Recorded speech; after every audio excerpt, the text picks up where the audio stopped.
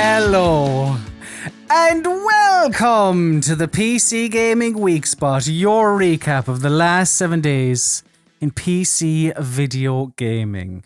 My name is Colm Ahern, and joining me this week, there are reports, early reports, that it is indeed coming home, but this man, he's already there because he's here to record a podcast. It is Mr. Matthew Castle. Yes. Hello. Hi, Matthew. Listen, I probably shouldn't have done a football reference because I have a couple of more weeks. I don't want to burn it early. Let's save it for the final. Also, right now is E3, the most definitive event in the PC gaming, the general gaming calendar. And interesting, you've decided to go for a football reference.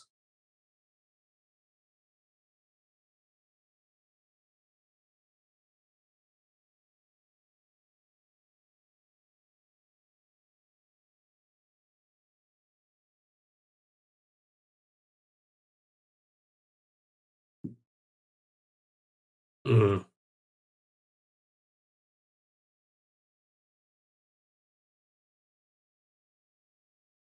Oh, yeah.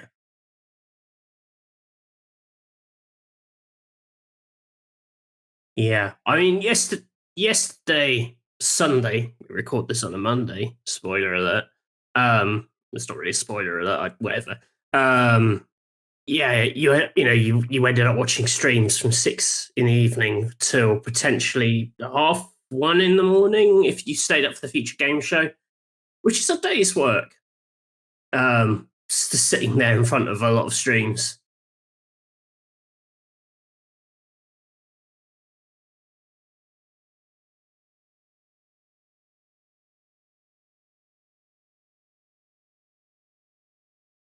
Ooh.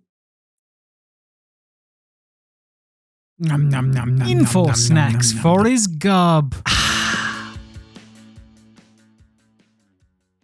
Oh. You can't tell me to open my gob and then not throw info snacks into it.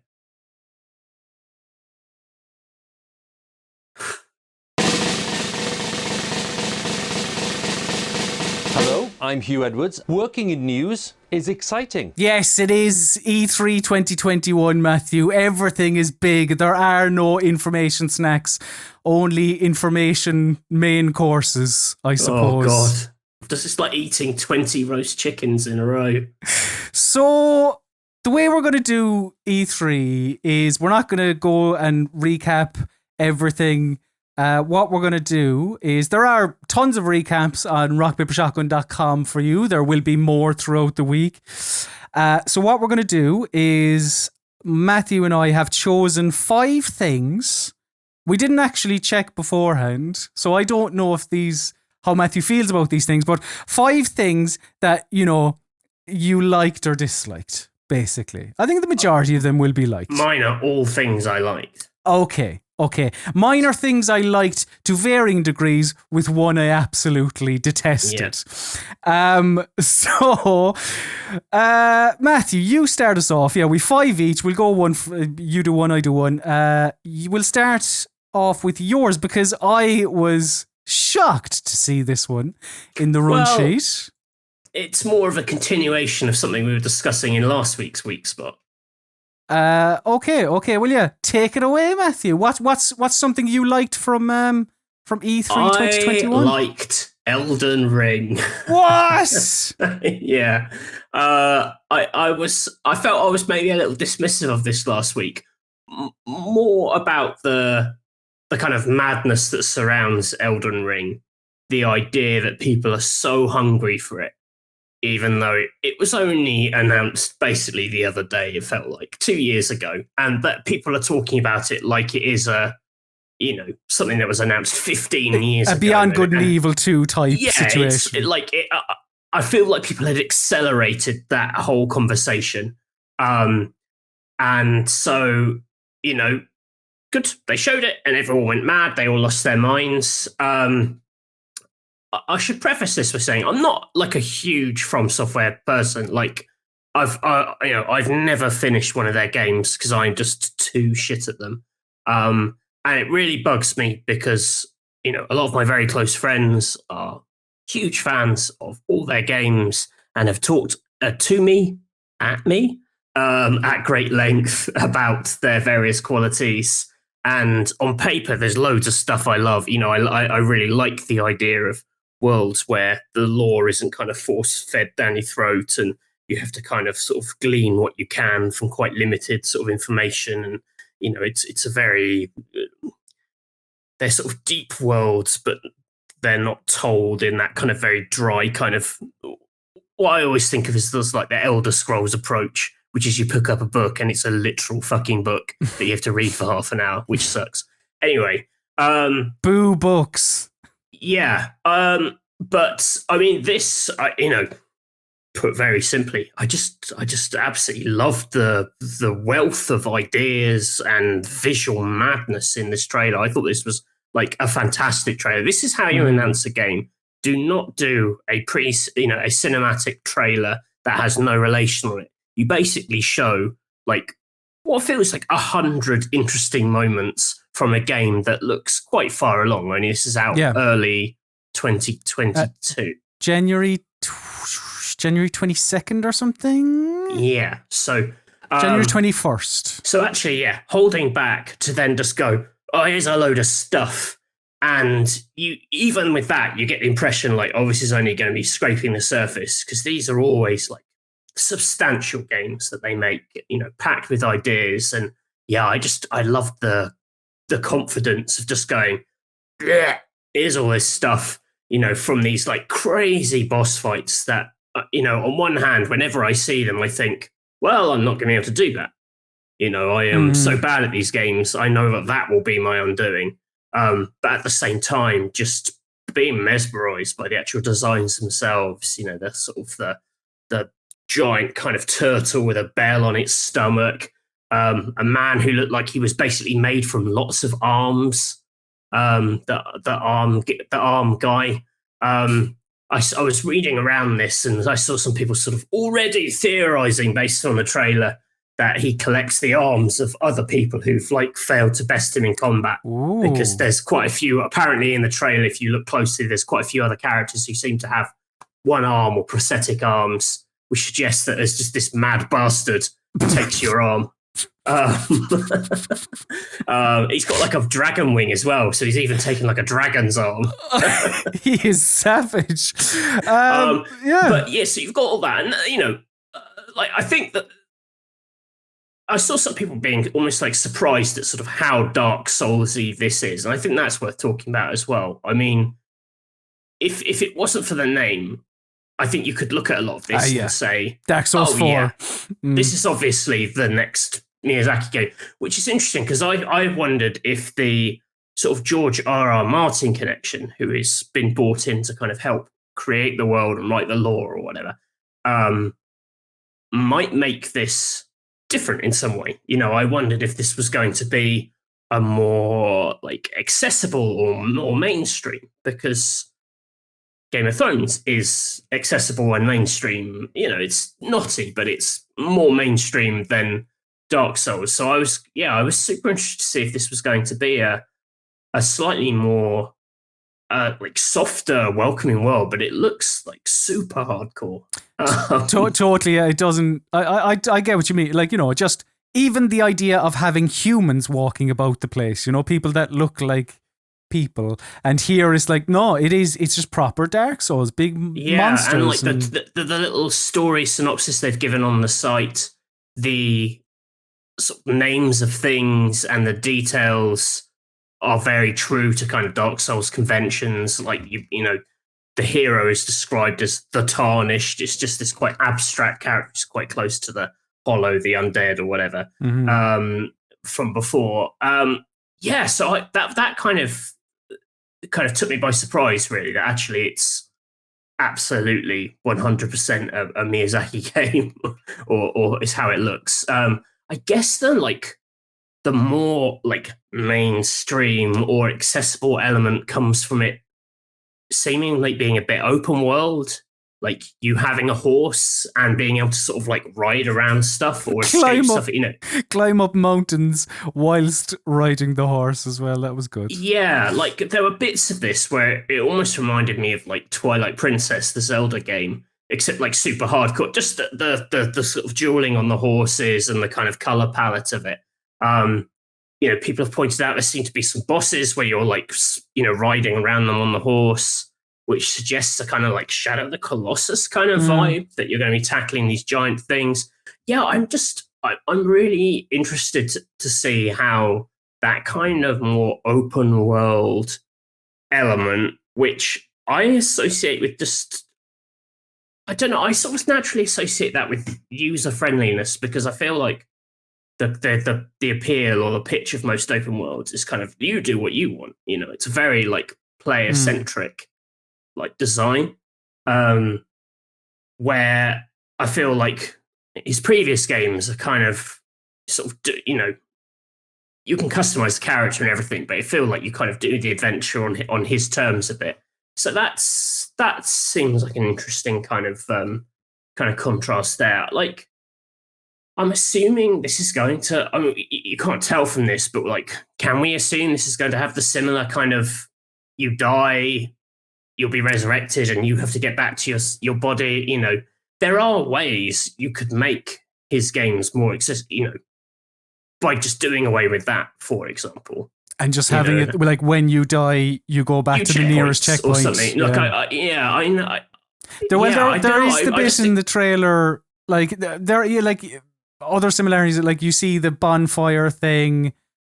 Do you think fans would kick off if there was? Yeah, they would, but that's what the whole, that I keep coming back to the George R.R. Martin thing, because I just thought surely the whole idea of like teaming up with someone who is a bit more mainstream is to like push your game beyond the boundaries of your existing fan base. And if you just make something like, if you sort of say, to Game of Thrones fans, hey, do you like George R.R. Martin? You should play this game. And then it just absolutely whomps your ass. Yeah. Like any From Software game. That would be about as unpleasant an introduction to video games as I could imagine. So maybe it's, the George R.R. Martin thing is just like what is it? Maybe it's Miyazaki just likes the guy and had a thrill of working with him. Maybe I'm missing a more hardcore part of George R.R. Martin's work, because I know he's written stuff outside of Game of Thrones that I haven't written, and maybe this is true to something else he's written. Mm-hmm. But yeah, I must admit, like from day one, I always assumed this was going to be like a bid to sort of open up From Software a little bit. But actually, I'm kind of amazed how true to their sort of tone and sort of vision this seems to be. I'm just fascinated by it. I think, I thought it was a really cool trailer, really cool enemy designs. I am just super intrigued by what they're actually going for. Yeah, color me surprised. I was not expecting you to really enjoy the Elden Ring trailer. Speaks to the lack of other stuff that I thought was interesting. I mean, we'll get onto that, yeah, but like, I don't think there was anything else in Jeff's kickoff that like. No, you're spoke to me. You're certainly not wrong. Other E3 shows that were also predominantly useless, but we'll talk about all that again in a bit. But they started off pretty strong. That was Square Enix on Sunday night, and they started off with 20-25 solid minutes on Guardians of the Galaxy. So this is the game that was announced back in 2017, I think it was, IDOS Montreal, but like literally just announced, and this is the first time they've shown it. And yeah, I mean, this is how you show a new game, a new property that hasn't been shown off before. Maybe some would argue, even I, as somebody who was like, yeah, I'm up for this, maybe it went on a tad too long, but still we got a lot of information from it. It's coming out on the 26th of October, has all the people from the films, all the banter, etc., etc. Like it does appear the people from the films, all the characters from the films. Yeah, like it does seem so. Like we got the fancy trailer, we got a bit of gameplay, and we got developer interviews as well. And it does seem like, whilst in the developer interviews they spoke about, we're creating something separate to the comics, separate to the films. It's like, yeah, to a point. Like, this is very much, you spoke about accessibility and trying to aim for the mainstream in reference to Elden Ring. Like, here, they're going for the people who like the Marvel films. And that's fine, There's a lot of them out there and they have cash to spend on things. But like, it's, whilst you don't have Bradley Cooper voicing the little rat, like it's that type of presentation where, yeah, everyone's having a bit of banter, etc., etc. But I liked it, and the gameplay they showed off as well, I thought looked pretty good. Like, we saw I suppose light RPG elements, which I thought were interesting. There were conversations between the Guardians where Star-Lord is given a choice to, they're talking about selling one of the Guardians to somebody, and he's talking about, do you sell, or he's given the option to sell Groot or to sell Rocket Raccoon and things. And so, I don't know how much of an impact that's going to have on the game. But in the mission, that's the person they then put into the box, isn't it? Yeah, and I think it was Groot in the gameplay demo. But there were some little things, like even where Groot has Rocket Raccoon and he's about to fire him over a little gap, and you again have the choice either to encourage Groot or to tell him to stop. Or is it Drax? It's somebody, I can't remember. And when in the demo, Star-Lord tells him to fire him over, and again you have a little kind of a very Telltale, funnily enough, because Telltale had their own Guardians of the Galaxy game, but you have a little, it was like Rocket is furious and will remember that or something. So I'm very intrigued to see how that dynamic plays out and that RPG-ness. It made me laugh, actually, because last week we were talking about this rumour that the Deus Ex team were making this, and I sort of thought, is it going to be like Rocket Raccoon does the stuff in the air vents that you do in a Deus Ex? And it doesn't seem that that's massively far off in terms of, like, you're controlling Star-Lord and then you can kind of call on the other people to do sort of specific things in a level that you need to sort of approach. And I liked the look of the combat. Like, yeah, you're in control of Star-Lord and it's, a general third-person action game. He has his guns. But you as Star-Lord have 4 different abilities, and also you can call on all your Guardian pals to use their 4 different abilities as well. Yeah, it reminded me a bit of Final Fantasy 15, the combat, in that it looked like it was sort of like slightly RPG sort of inflected, I guess, with lots of numbers and stats and various conditions. But like in Final Fantasy 15, you could kind of give orders to AI companions who are otherwise just doing their thing, but you could ask for specific attacks to set up other attacks. And that seemed to be the vibe here. Yes, yeah. And it's worth noting as well, like, single player, story-driven, third-person action adventure, rollicking good fun time, probably, for however long, but not live service. Not Marvel's Avengers. And I think I saw somebody, it might have been Jason Schreier, who said that this decision wasn't made in response to Marvel's Avengers. It was, this is what they'd planned to do. It is worth noting, all right. And because at the time I thought, is that the stream? But I went back and looked, I had to download the videos for the Weekspot. Some frame rate drops, quite vicious frame rate drops. Not loads, but some. And this game is out on September the the somethingth. Oh, like a quite honest demonstration, though. October 22nd or 26th. Yes, that was the other side of it. I was like, but yeah, do you want that or do you want them to lie? I suppose. Yeah. I like the vibe of it. I like the feel of it. It's kind of like, do you like Guardians of the Galaxy, the film? Well, it seems like that's what they're doing here. They're capturing that type of bants and lols. Yeah. Whether it will grate over 15, 16, 17 hours, however long this ends up being, I don't know. But as a first showing for this game, I thought it was really successful. Yeah, I was sort of down with this. I thought the demo dragged on a bit, and which didn't help. But given what happened with Marvel's Avengers, and that there isn't a lot of kind of mad goodwill towards that game, I thought this seemed pretty sort of solid. Interestingly, like, I think even though they're different games made by different teams, there does seem to be some crossover, some sort of similarities, and this almost looked like a version of Marvel's Avengers where it was just a single player game. Yeah. And the best bits in Marvel Avengers there were a few levels that you played where you thought, oh man, this would actually be an all right single player game.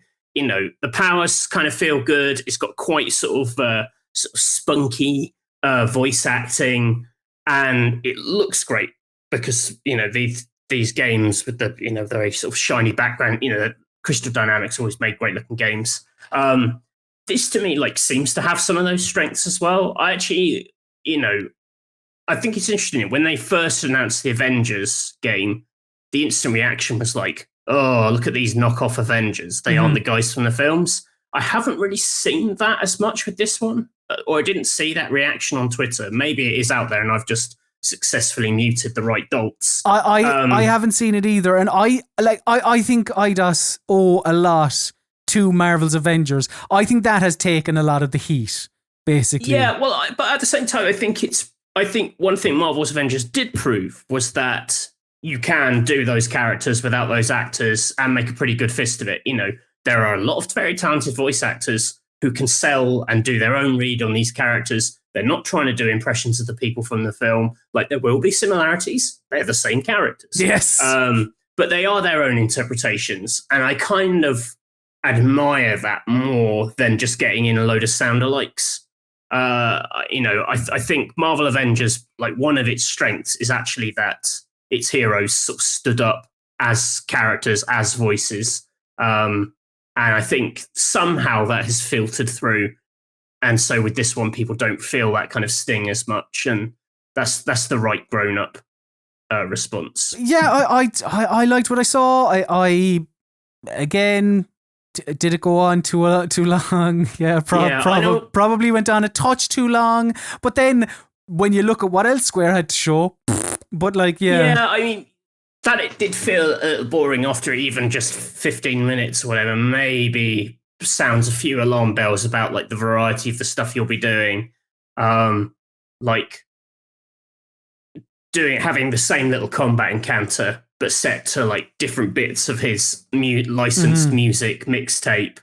I mean, that's solid, but there will come a time when you have to do something more than... Yeah. It'll take more than just, it's a Blondie song to disguise the fact that what you're doing is the same as the thing you were doing 5 minutes ago. As good as Debbie is, But a video game that is, well, at least the first one, was incredibly inventive and always changing, is Psychonauts. And I know that you liked the look of Psychonauts 2. Yeah, this looked great. I haven't really been following it in a huge amount of depth. I have played the original and I liked it very much. And maybe, I don't know, just the back of my head, I was like, yeah, I'll play it when it's out. But I just thought this looks like exactly what I want from a sort of 3D platformer. Just so colourful, seemed to have this kind of great energy. build on what Psychonauts was doing before, which, for those that don't know, the whole kind of concept is that you're this sort of psychic warrior who can sort of delve into the brains of characters and sort of help solve their traumas by sort of doing 3D platforming that's sort of set inside their sort of psyche. So the levels are kind of based on their sort of personalities, sort of turned into 3D levels, basically. It's a really like neat storytelling device because it's kind of like their like life story as a level, and you kind of see all their damage and kind of pick them apart based on what's going on in the levels. And it also just gives you permission to have like lots of really colorful, creative levels. I just thought the like volume of ideas in this, again, like the Elden Ring demo, it's just got so much stuff going. You know, every shot seems to be in a new place, showing off a new power, a new burst of color. This is just like exactly what I want, and it's like 2 months away. It's going to be on Game Pass. It's just sort of, hey, here's this really mad, fun thing that you're going to kind of be able to piece together. You're going to be able to do it soon. Yeah, the 25th of August. Yeah, and for my money, Psychonauts is still like by far the best thing Double Fine have ever done. Like it's just it plays to their strengths and like Tim Schafer's strengths in particular so well that like a substantial Double Fine game is really appealing. You know, I liked all their smaller little projects that they've sort of done over the last few years, but basically since Brutal Legend, they haven't released a big retail game. I don't think that I can remember. So yeah, just like this just looks like a sort of studio doing exactly what it should be doing and being back and hopefully delivering. That's the Microsoft dollar. That's the Microsoft dollar. It allows you to. Well, yeah, but and the other thing you hope is just, you know, the original Psychonauts, while brilliant, is a bit of a shit platformer. Like the actual controls in it are not very good.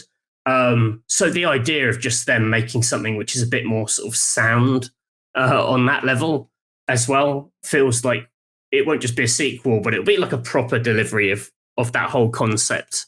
Yeah, I'm just really up for this. I mean, you know, giant bowling balls and crazy, who doesn't love a giant bowling ball? You know, candy-colored sort of land. Oh, that's great. So I hadn't played Psychonauts. I was off a couple of weeks ago for a week, and I was looking at the upcoming schedule, and I was like, what video games are coming out and I never played, or I haven't played something previously in the series? Psychonauts was one of them. And I was like, yeah, that's a manageable kind of 9 to 10 hour game. I loved it. I thought, I don't know why I hadn't played it before, but it's just because I am a fan of Double Fine's other stuff. You mentioned there's smaller things like stacking. I'm a big fan of. I love those games too. But the original Psychonauts, yes, in a 3D platformer, jumping, quite important. And that's not the best part of Psychonauts. However, the worlds they create and even the adventure game DNA that's seeped throughout the game as well, and the puzzle solving, I was genuinely blown away. Psychonauts, the first Psychonauts, might be the best game I've played all year.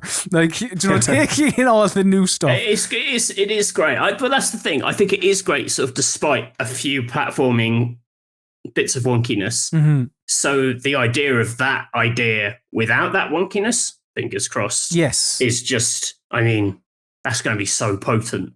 Big time. Yeah, really looking forward to that. So, yeah, and we don't have to wait long. What was it I said? The 25th of August.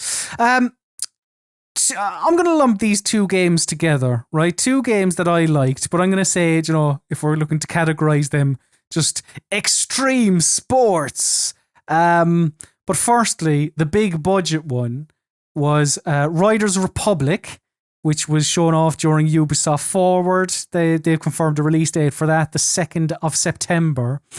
And I just thought it looked quite cool. I mean, I don't really have tons of insight on it, other than the fact that it evokes memories of, Tony Hawk. And I've said on here before, I love the Tony Hawk games. It just looks good. It looks like good arcadey fun. Like it looks like fun Steep. And Steep was dour as fuck, but you could see the kind of building blocks of something there. And this seems to be that. Chucking yourself down a hill is like a good time. And like, not only the snowy bit, but yes, the mountain biking bit looked terrifying, but like in a good way. That sort of adrenaline junkie. Those lads on YouTube who stick a GoPro on their foreheads, on their helmets, and go down the thing. It just looked like it was meant, like, mountain biking, skiing, snowboarding, the weird, not hang gliding per se, because it was hang gliding, but they had like, what's the Fast and the Furious kind of NOS turbocharged thing out the back of it. It just looked like good fun, really. Yeah. And that's all we can ask for in E3 2021. Yeah, I'm definitely up for this. I thought this looked like a kind of a sort of Forza Horizon-ish kind of take on this kind of thing. Now, it's worth pointing out that there's a fine line between fun and annoying, and Riders Republic definitely has the potential to become annoying. Like, I have no interest and zero time for panda head fuck. Like, don't want that at all. It can be a little bit like, oh god, what was his name? Who's the sort of the obnoxious radio DJ in like, who's in like Burnout Paradise and DJ Tomica. DJ Tomica, yeah. It can always go a little bit DJ Tomica. But that's a question of like tone with this stuff. Content-wise, world-wise, I thought this just looked really, really good fun. It looked good. The other one, kind of what I want. It's just a bit of fun. I don't want like ultra miserablest stuff at the moment. Because I'm not entirely sure about the other one. It's maybe touch and go. The other one we saw was Shredders, not at Ubisoft. I honestly can't remember. There was so much stuff. This might have been at Xbox. I think Shredders was in Xbox, yeah. And they've confirmed this to be 2021. They haven't given it a month or anything like that. This looks more... Well, first of all, it's just snowboarding. But it's a bit more realistic, I suppose. This looks like a lot more Steep. Original Steep. Yeah, I mean, not totally. Like, I feel like Steep was more, if you're snowboarding, you're just going to be like literally snowboarding from point A to point, like, just going down. This is a little bit more, there are tricks and maybe, whatever else. Like, I guess more of a sort of spiritual successor to like 1080 snowboarding on the N64. Yeah, this isn't...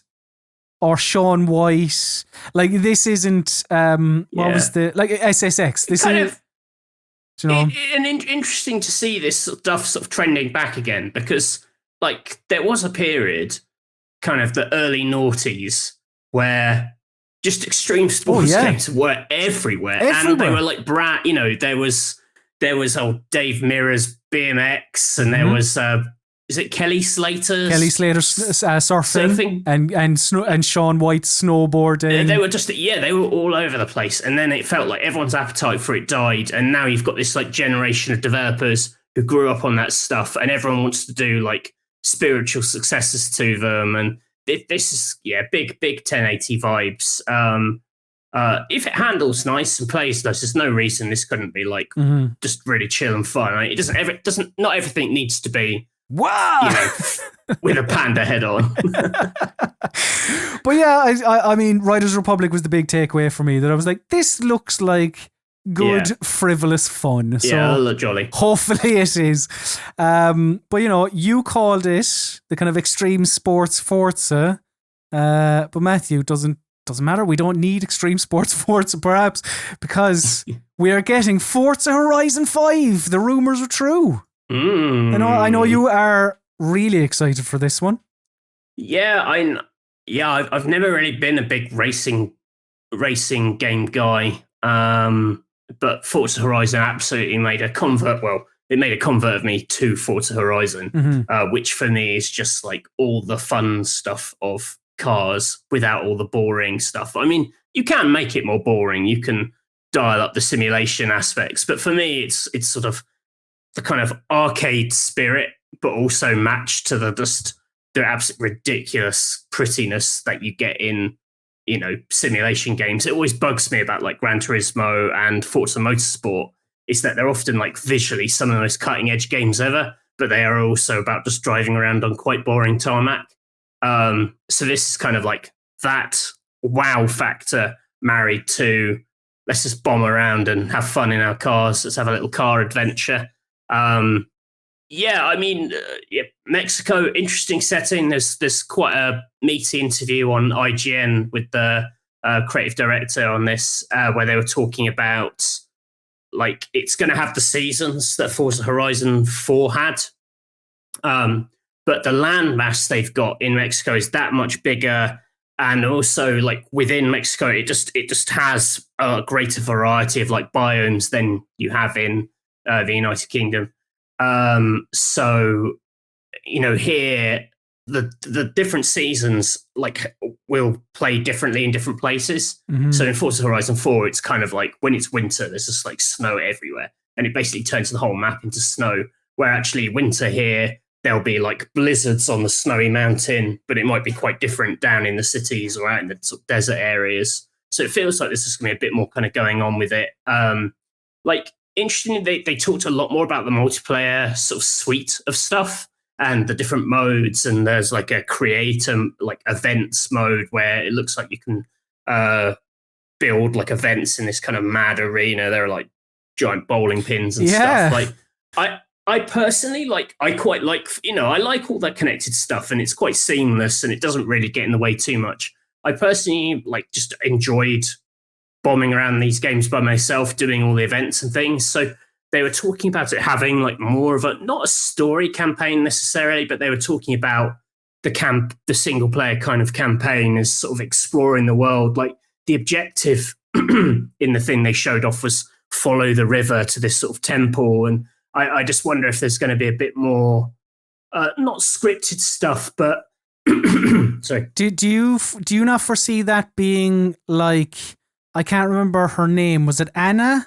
Or wasn't there a woman in Forza Horizon 4? Well, that's the in-car voice. That's the... but that's what I was... Do you not... Because they, during Xbox, they showed... I think, was it Abraham? They mentioned this guy? I think it was his character name.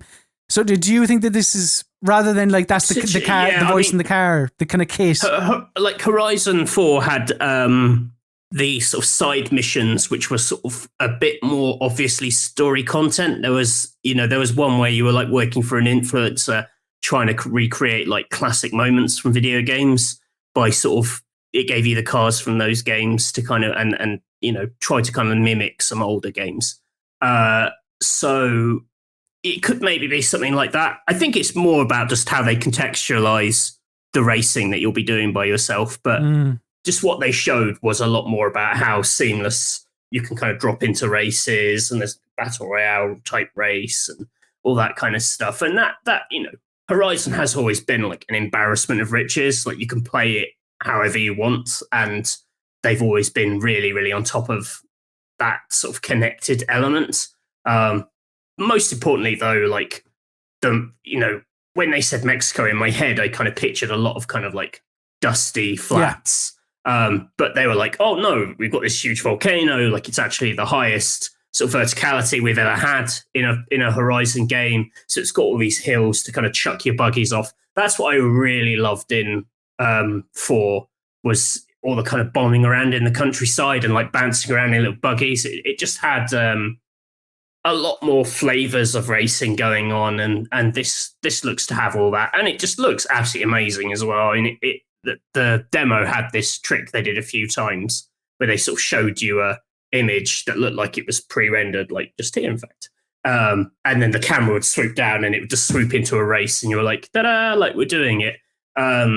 It's like pure showing off, but I love it. I just think this looks really, really fun. I wholeheartedly agree. I think Forza Horizon 4 is the best racing game of the last whatever, pick a number. I think it's absolutely Since fantastic. Beetle Adventure Racing on N64. Ding, ding. And I tweeted this, but I think it is true. Isn't it refreshing to have a game set in Mexico that isn't about shooting drug dealers and everyone being just having a rotten time? Yeah. No, very true. Very true. Very good. I like it. But yeah, I mean, this looks similar, looks fun, looks light. I loved Forza Horizon 4's. Just, I don't know, its whole ethos around like constantly praising you, constantly propping you up.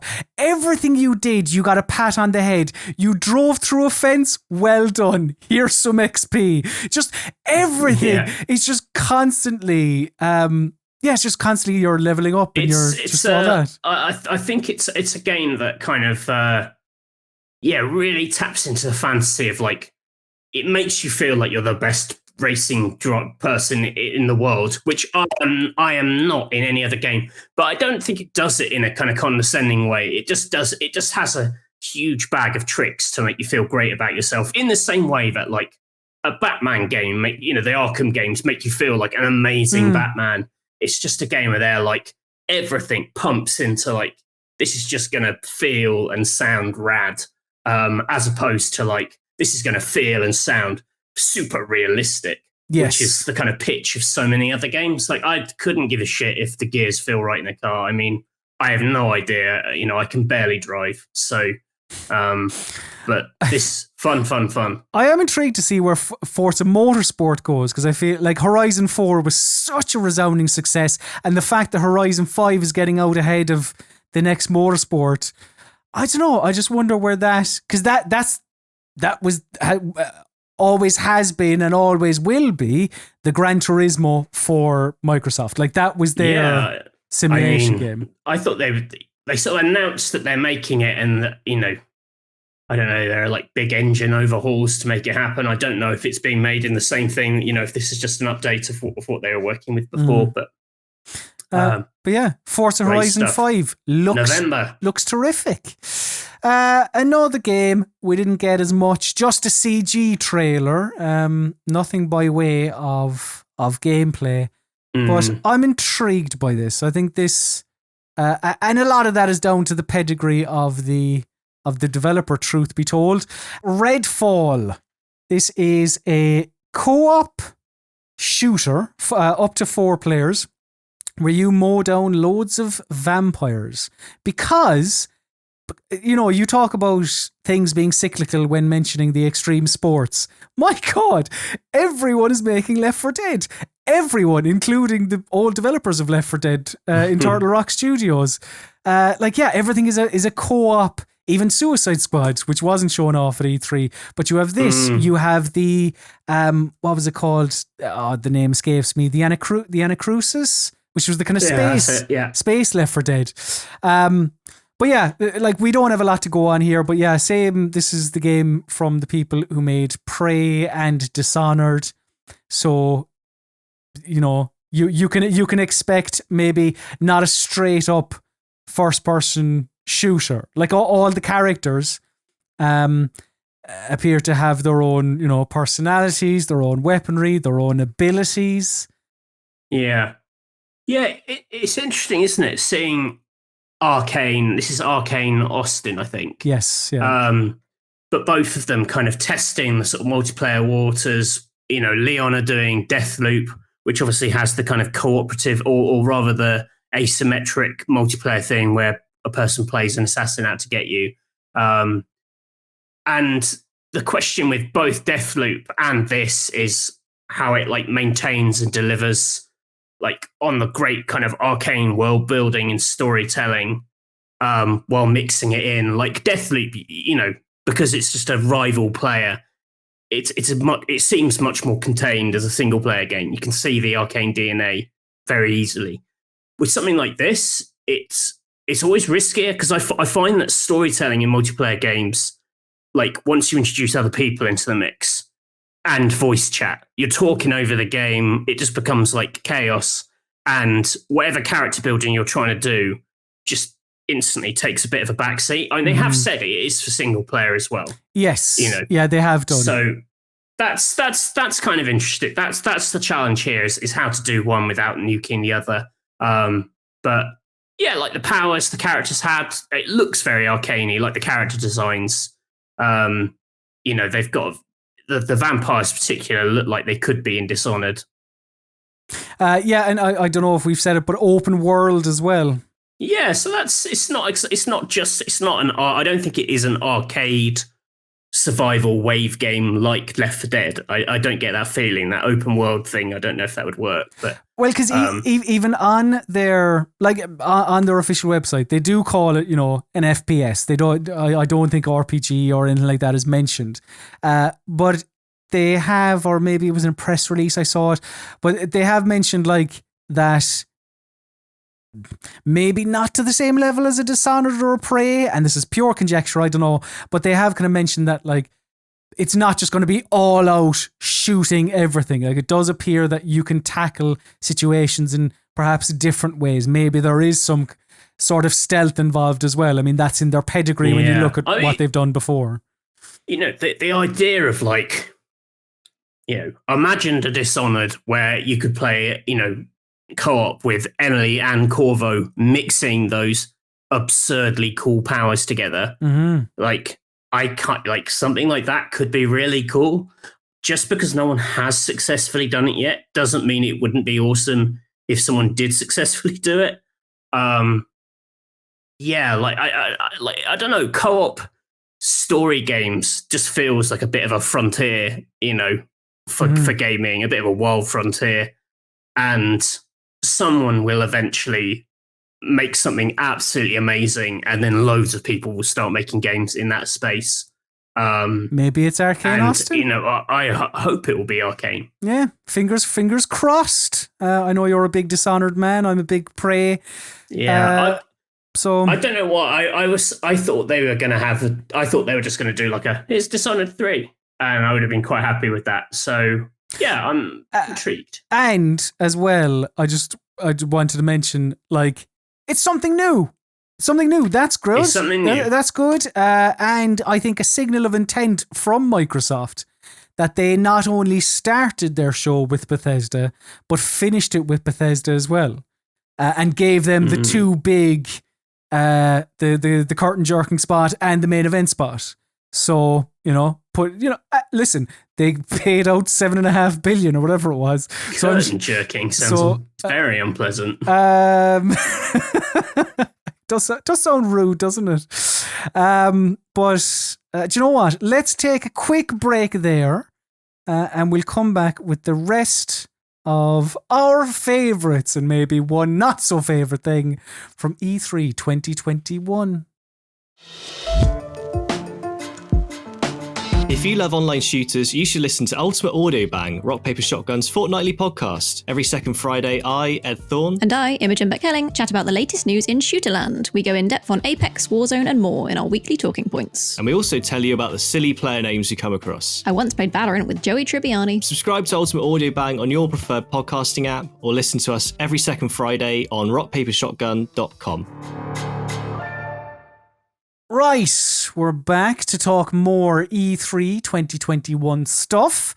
And Matthew, it's not all about the big budget things, is it? Got to give some love to those smaller games. So what took your eye when it comes to those kind of indie space? I've bundled a couple of things together. I like the trend of 2D, very cinematic kind of platformers in the vein of Limbo and Inside. This is Sommerville.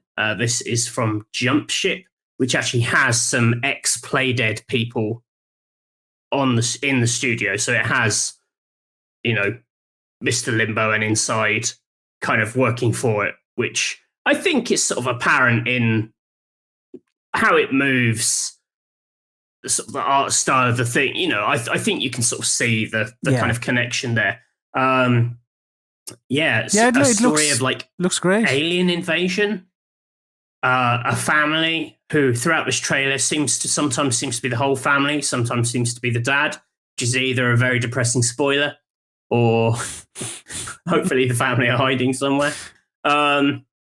I'm assuming it's voiceless from the trailer. I don't know, based on like Inside and Limbo, but I love this sort of like purely visual storytelling. That's what I particularly in Inside I thought was so brilliantly done. Just letting the animation, letting the world design do all the talking for you.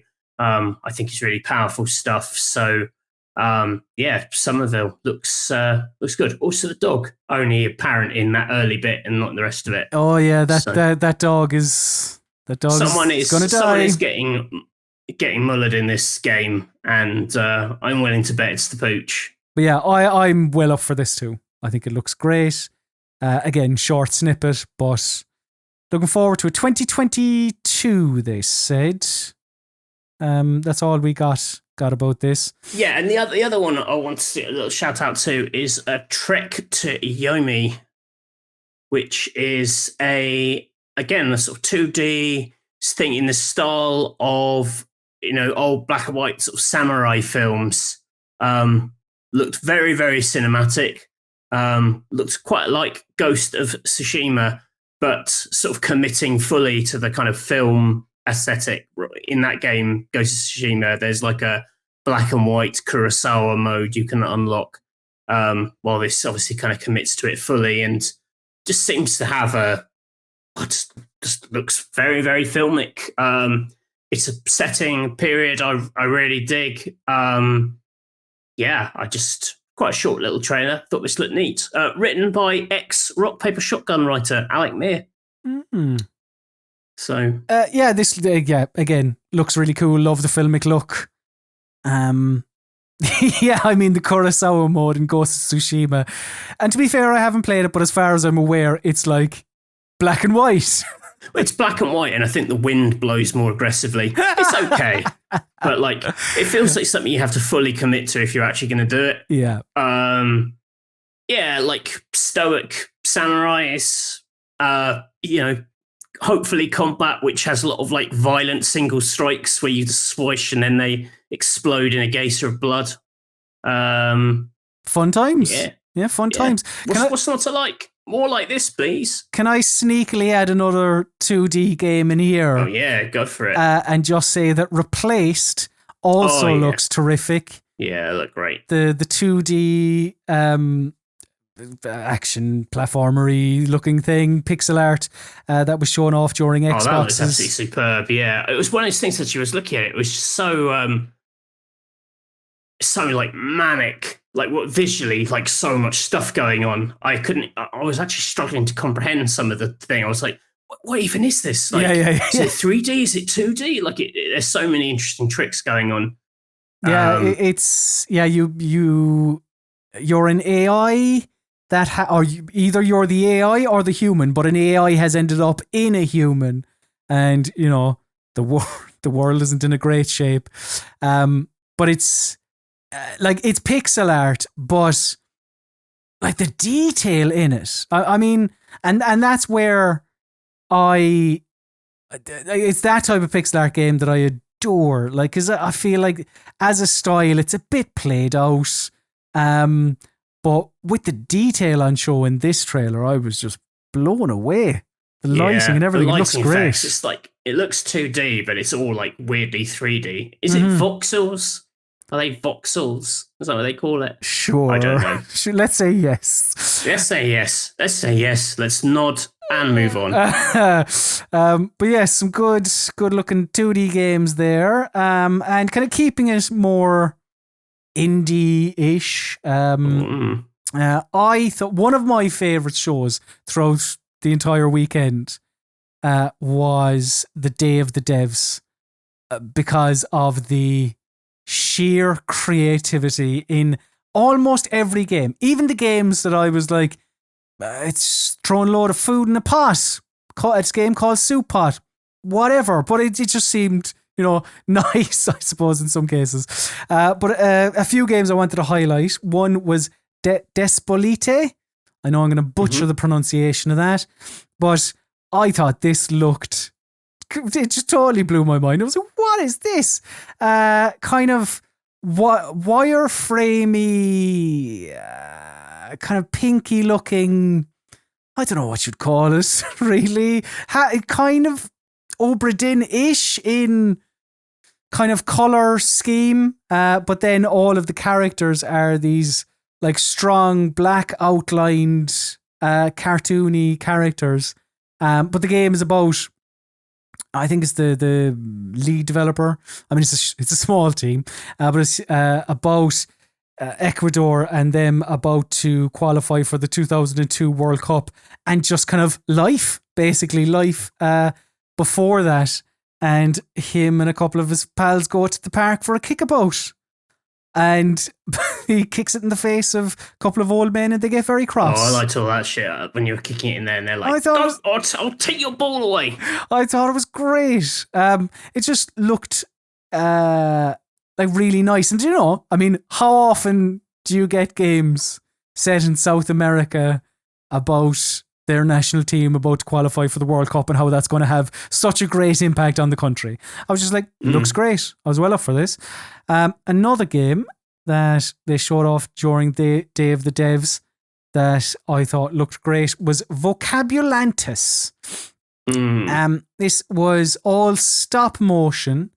I mean, this looks incredible watching this back now as well. Is this going to be... Am I going to sound like an absolutely terrible Philistine if I say I was watching this and how complicated the process is of turning stop-motion puppets into digital models and just thinking, why don't you animate them to look like stop-motion puppets? I mean... Is that wrong? That's probably wrong. Well, I take it back. It's not wrong, but I suppose it's like saying, why does any animation studio draw things by hand? Why don't you do it by computer? Yeah, I guess I've heard Aardman give it all that about why it's worth doing. But yeah, stop motion, all clay characters, exactly like Wallace and Gromit. And yeah, during Day of the Devs, they haven't got mouths though. Like they haven't got those big gawky mouths like they have in Aardman things. Oh, yeah, I'd love it if they did and they gave us the Gromit. But that's my classic Wallace impression. Terrible piece of Wallace impression.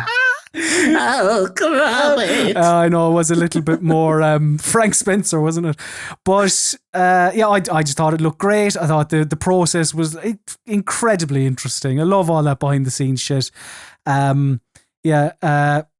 I'm well up for this. And very quickly, another game that they showed off during Day of the Devs was Loot River.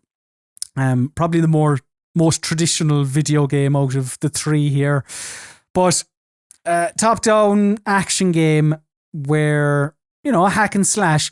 But the selling point to this is that you move pieces of the environment. I think the developer even mentioned, you Tetris pieces of the environment into other areas to move around. And sometimes you can move it, or you can use these pieces to your advantage in combat, be that to get the jump on a group of enemies or to flee a group of enemies. I'd never heard of this game prior to this weekend, and I was like, this looks great. I think, this is awesome. I think this looks terrific. But there was loads of stuff during Day of the Devs.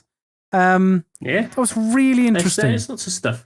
Another game that caught your eye was Stalker 2. So I'll put my hand up and say I don't really have any history with Stalker, the original. I know it's beloved by a certain era of PC gamers. But I do really like the Metro games, which are not a spiritual successor, but have stuff in common. I think the big difference between the two is the Metro games have always been very kind of sort of linear. Even in their open world games, they were very kind of controlled spaces, and I really liked that. It was kind of the best of both worlds, I felt, in Metro Exodus. But the promise here is that you are exploring this thing called the Zone, which is the sort of the area around Chernobyl, where you have these stalkers who sort of go in there to find sort of mysterious artifacts that either caused or appeared after the meltdown and everything. kind of a strange mix of sort of horror and sort of survival, in that there are other stalkers you've got to fight with. Yeah, I mean, I just thought this looked really, famously Stalker is a little bit janky and sort of rough around the edges. I just thought this looked very polished. This to me looked like kind of a proper open world version of like Metro Exodus. Right. In the way that they're kind of talking about it. The trailer doesn't really show you how the open world functions. You get to see the scale of it. But yeah, just scavenging for stuff to fight rival stalkers. The weird. I loved the little bit in this that we just saw with the anomalies, where you're like throwing bolts to try and like identify where the anomalies are, because they're kind of invisible until you walk into them. Looks super, super polished. I love that it's like so unashamedly Russian. That it was shown at E3 with all this Russian VO, and it hasn't been kind of softened or kind of, for like an English speaking audience. It's just really kind of committed to that world. I just thought this looked great. It just looks visually, it looks absolutely amazing. Yeah, like you, I never played the original Stalker either. So when I saw this, I mean, I was like, all right, okay, this is Stalker. This reminds me a lot of Metro, which I know is like saying, if you listen to a cover of, I don't know, some Beatles song and you go, oh, that sounds a lot like Oasis. Like I appreciate, right. I appreciate what I'm saying here. But to me, as somebody who's never played Stalker, I was like, okay, I kind of get now the comparisons between Stalker and Metro. Look out in about, is it April of next year? Yeah, it's sort of funny because it's got this like it's got such a specific place in the hearts of a certain kind of PC gamer that I saw a couple of reactions on Twitter where people were saying, "Oh, it looks too polished." I kind of sad. Oh, I miss janky Stalker. Like that's part of its charm. That's part of its appeal, which I think is just sort of so wildly contrarian. I didn't really know how to deal with that. But yeah, I think you got to deal with it. It looks good. It looks like they've taken the concept, which I've loved, and married it to just something a lot slicker. I'll tell you what, the facial animation on this bloke here in this clip, absolutely amazing. Mm-hmm. Especially like the mouth animation on him. It's really, really impressive. I'm super up for this. Again, got to wait till next year. April 28th, when Stalker 2 comes out. A lot of stuff in the Xbox conference felt like it's coming out next year.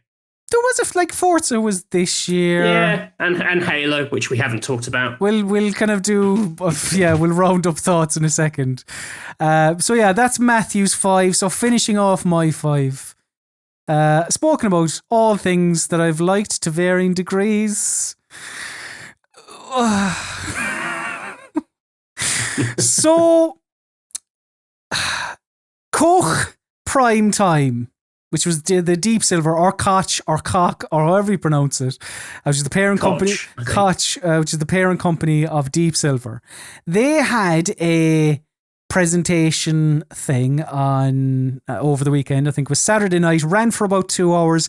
It was essentially a big Zoom call, and people were none too fond of it, right? Not a great way to showcase what they were launching, which was like a new publishing label and all these apparently cool games. But what I thought was more of an affront to E3 presentations and showcases and media briefings and press conferences, call them whatever you want, was what Gearbox did. Because that was an utter shambles. A half an hour look at one a Valheim type game that they'd already showed off, I think at Jeff's thing. We found out that Homefront 3 was in production about 4 or 5 times. We also got the same Tiny Tina trailer that had been on the telly, again, at least once, if not twice already, maybe once. And I think I'm getting everything. And Randy Pitchford going around bothering Hollywood types. He really did bother them. They all had they were all united in a look on their face of like, oh, it's this fucking guy. Like when Kevin Hart comes out of his trailer and just the utter disdain you can see in his face. I mean, he tries to hide it and he hides it well enough, but he's looking at Randy Pitchford as if, who the fuck are you? And why are you bothering me? This isn't call time. I'm meant to be allowed to have some Kevin time in my trailer. It was embarrassing, really. And an example of, listen, I'm sure Randy's very excited. The Borderlands film is getting made. He gets to meet Kate Blanchett and Jack Black and all these famous people. I'm sure he's terribly excited. But why? Why is this taking place during E3? I just saw that bit where he put his hand up for a high five and he didn't get a high five in return. That's awful. The other thing he does, every single person he interviews, he talks over them, even though they're like super famous celebrities. I think it's quite revealing that he is a person who talks over people. I mean, that's the magician. That's the magic of Randy Pitchford. But it was, and this is kind of a wider point. I'm using Randy to illustrate a wider point. Matthew, E3 isn't finished yet. At time of recording, when people are watching or listening to this, a couple more things will have happened that won't come to me right off the top of my head, but there are a few things on Monday, there are a handful of things on Tuesday. Gearbox didn't need to do this. Deep Silver or whatever I can't think of the new publisher's name, but like Koch didn't need to do their 2-hour thing, or at least they could have used their time better. I feel like everyone feels that they have to, though. Like, I mean, even to a lesser extent, like the outlets, fair play, crack on all outlets. But like, do they need to do their own things? I don't know. Like, it's definitely better than last year, which was split over the course of a number of months. So to kind of fit it into a week. Yes, EA Play is on in July, whatever. But like to fit the majority of it into a week, yeah, it makes it feel more like an event, I suppose.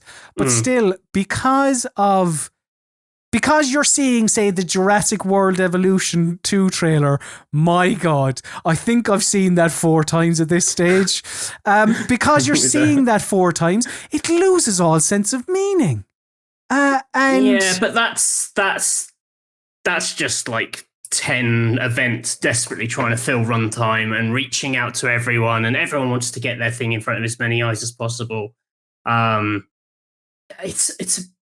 is strange. I mean, I get, yeah, totally. 10 events trying to fill their runtime.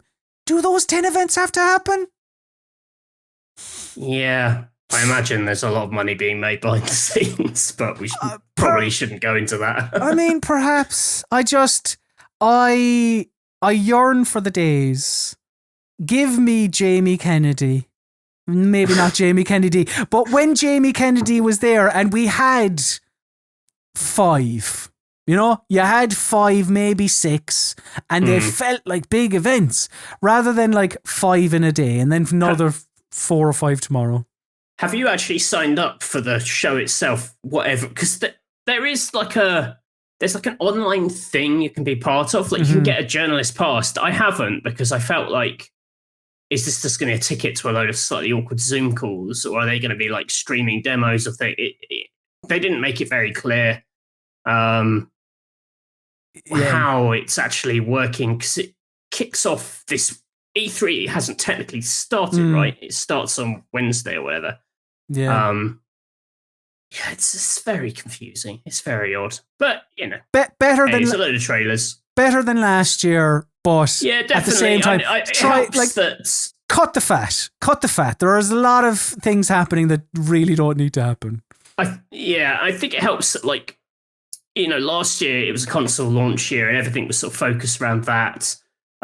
This year, I think they've still got the disruption of the COVID and the fact that it is a remote E3 to maybe justify. Like, it doesn't really affect us as much as PC gamers, I'd say. But like, it's not a great first year for those consoles. I'd say, if I'd bought one, if you'd managed to buy one for whatever 450 quid last year, it feels like 2022 is still a place to be. Feels like this year's quite quiet. What are the big Christmas games? Yes, you got Halo and you got Forza on Xbox, maybe Horizon on PlayStation, but there's an awful lot Dying Light. Yeah. But I get what you're saying. Far Cry 6, I guess, but in terms of multi-format land, it seems quite an odd time. So is there anything we haven't touched on that you had any emotions? No, I mean, obviously there's loads of biggies we haven't talked about. We didn't talk about Halo. We didn't talk about Starfield. I mean, mainly because I thought the trailer for Starfield was just a man walking around quite an unexciting looking spaceship. It wasn't like, wow, this is an exciting vision of the future that I can't wait to see. It looked like a spaceship. I mean, that I just kind of not interested until we can see it. Outer Worlds 2, I saw some people going nuts for that trailer. I thought it was okay. Do you know, kind of like Devolver's thing. Is Devolver's thing played out? Some may say yes. Yeah, 100%. I thought it was terrible. I thought it was absolute junk. I just unmuted it when I saw something on the TV again. I don't get it. So some may say that Devolver's thing is played out. It's 100% played out. It was funny when it was sending up an E3 conference. That's a thing you can send up. But the original one, here's an E3 conference. Yeah. But now it's sending up what? It's sending up just corporate culture behind the scenes. I was going to say, and I would agree, basically, that it has probably reached the end of the line. But I thought the Outer Worlds trailer was kind of a nice, feels slightly different, a bit of levity in a world of dour blood and guts and guns. But it was I wasn't going to bed thinking about it. It was a signal of intent. It was like, we are making the Outer Worlds too. I'm just not very excited for I don't know, cinematic trailers just don't do it for me. Yeah, I kind of made reference to it off the top. Hard to pick 5 things I liked, to be honest. Not to be contrarian or anything like that, because there were some good things. But yes, there were a lot of CG trailers. There were a lot of games that we already knew about, so you didn't have the big shock factor, the big surprise. But at the same time, you're a bit of a monster if your heart doesn't go out to these developers and publishers, because it's like COVID. It's like 100%. That's why anything is admirable. And but that's why we're seeing a load of games that that's why you're seeing Far Cry 3 times probably, Riders Republic. That's why you're seeing a lot of games that you have previously seen. Basically, it's because COVID has impacted everyone massively. So I suppose, that's kind of why we got a lot of the same things. I mean, overall, I thought it was all right. There were some... do you know what it was? I think, it's like, if you liked Elden Ring, it was probably a good E3. If you don't really have much time for Elden Ring, it was probably a fine E3. That's kind of it, really. So, that's E3 2021, unless you have anything else to add, Matthew. So Halo multiplayer looked okay. Good. It did look okay. It did look okay. Looked like Halo with a grappling hook, which is cool. So that's E3 done and dusted for another year, unless they do something major in the next couple of days, and we'll talk about it next week. But let us now talk about the video games that we've been playing recently, and not the video games that we're looking forward to. Games that are out that you can play. Exciting. Show and tell. We can't afford a proper jingle. It's meant to be jingle. Yes, show and tell is part of the PC Gaming Weekspot, where we talk about games that we've played actual video games we've played and not just trailers we've looked at.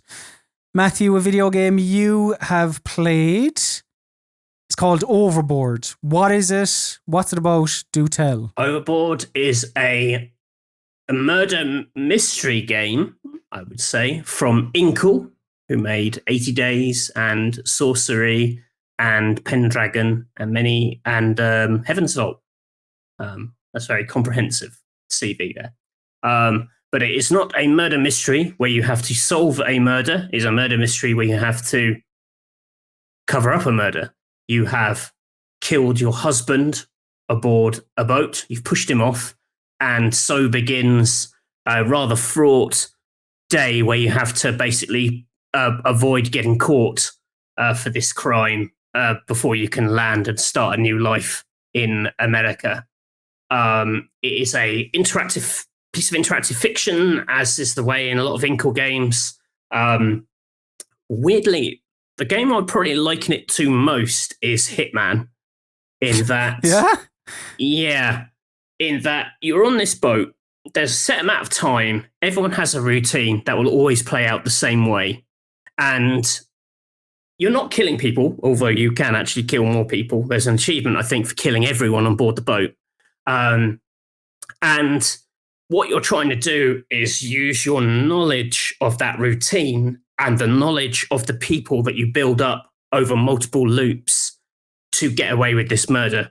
So working out where people are going to be so that you could maybe break into their rooms to plant evidence to frame them.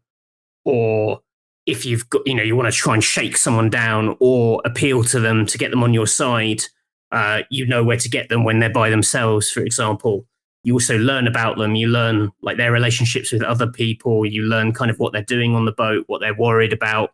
You learn things that you could use to apply pressure to them.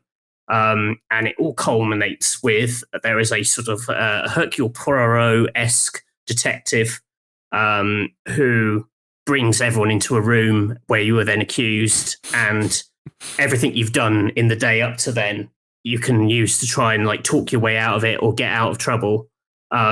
I would say it's the rough shape of this game. Loop's quite short, maybe like 20, 25 minutes. Okay. So you're meant to play it over and over again. And I think it's absolutely cracking, actually. Oh, I think it really plays to Inkle's strengths, like great writing, great characters, very stylishly done. Pendragon also had very short campaign time, like you played it over and over again as different characters. I actually think this suits it much better in that you're playing as this one person, and the loop feeds into your knowledge of the next turn in a very like explicit way, which I really like. That's the kind of Hitman element to it. Right. It's like a vocal Hitman. If Agent 47 had to do everything by talking to people, you can pick up objects and things, but everything you do takes time, and time's precious in this world. There's lots of weird stuff like hidden around the edges. It's a game that like the better you get to know it, the kind of deeper you go, you can kind of really dig into everyone's lives. I love that the sort of story of everyone on the boat is told by spending time with them in different loops. You get an idea of like what worries them. You get an idea of like their secrets. I thought this was really, really cool. I thought this was like a perfect little experimental game, perfect marriage of like Inkle's strengths and them wanting to make a sort of smaller game. I think they turned it around in like a few months. I don't think it existed at the start of the year. So yeah, smart. That sounds very interesting. I wasn't aware of the sort of the likeness to Hitman. Well, yeah, I'm only like in an abstract way. Yeah, of course. But it taps into the same sort of. I think you start the loop with the same way that I start a new attempt in Hitman, where I'm like, right, I think there's something here. I think that, in Hitman, I'm like, right, if I can get him in this room, I think I can do something with this. So here you're like, well, I know this guy always finds my earring. I've got the other earring. Maybe in this loop, can I try and place that earring on someone else? Can I try and do something with that earring? So you may focus on like a particular prop or a particular person. And that's the kind of Hitman element, I would say. It's that kind of, you have an idea of what you want to achieve, and then you kind of go in and you kind of play with it. And if it goes horribly wrong, then you just restart, and that's all fine. And gradually you sort of build it out.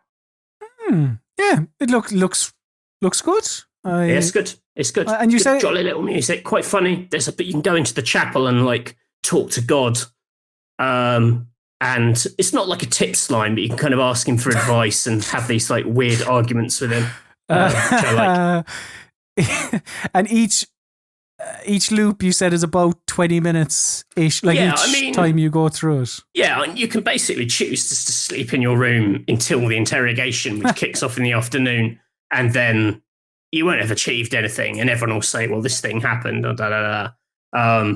But yeah, I haven't exhausted it at all. But I feel like there's definitely other stuff you can do. There's like a fully functioning card game in it. You can play like blackjack or something in the middle. Yeah, lots of interesting stuff.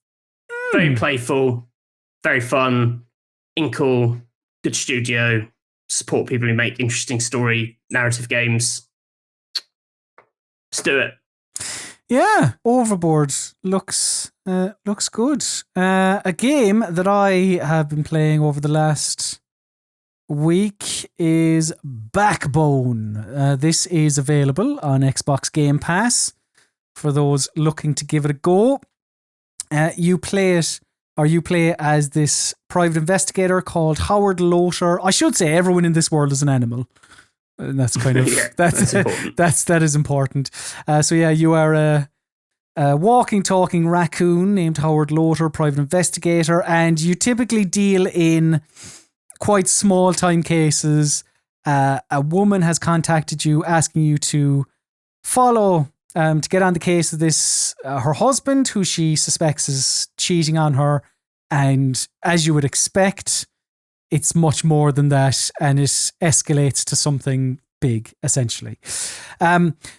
So I think on their Steam page or on the official website, they call this a post-noir adventure game, a point-and-click adventure.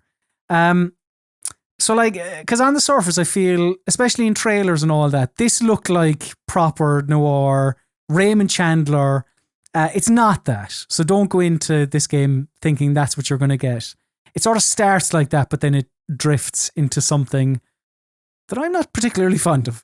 But it, and also in terms of the point and clickiness, I don't know. I found this to be quite the best way to describe it is like an authored experience.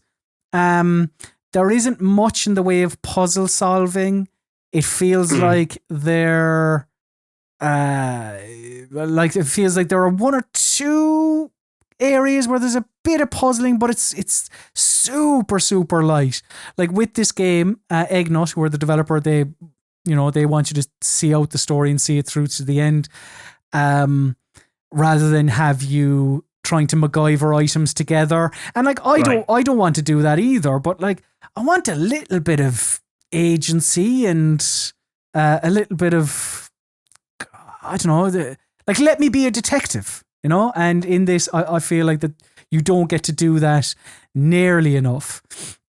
What is good is the conversations, because that's what the game is built upon more so than any sort of puzzles or anything like that. It's just the conversations you have with the people you come across.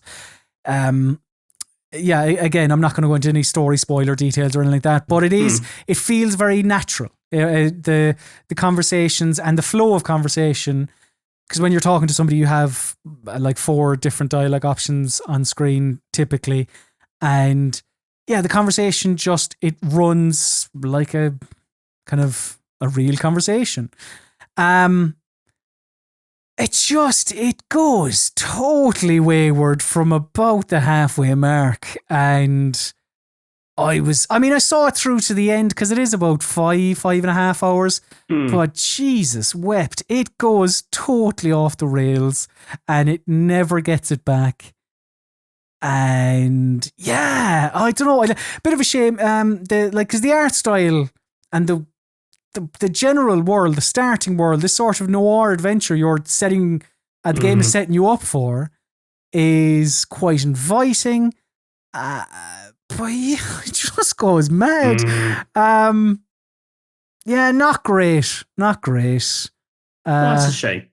Yeah, because I feel like this had some, not massive buzz, but it had a little bit of buzz. And I think there were a number of people, even at Rock, Paper, Shotgun, who were watching this game. But it just hasn't lived up to expectation. I'm not wild about animals and clothes. No, don't like it.